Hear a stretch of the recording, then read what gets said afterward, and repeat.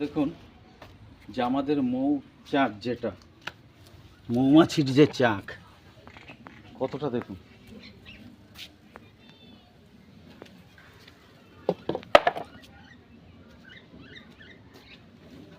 এগুলো টোটাল সব চাক।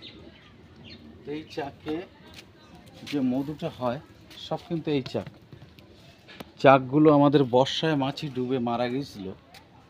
বর্ষাকালে মৌমাছির সব ডুবে গিয়েছিল। এই চাকগুলো আমরা স্টকে রেখেছি।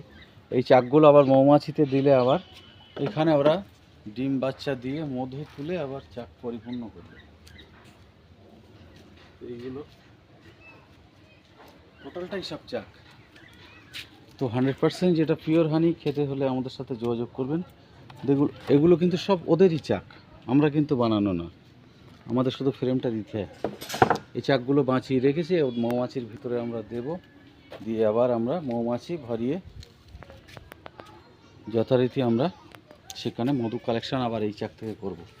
ধন্যবাদ, ভালো থাকুন, সুস্থ থাকুন, গুড মর্নিং।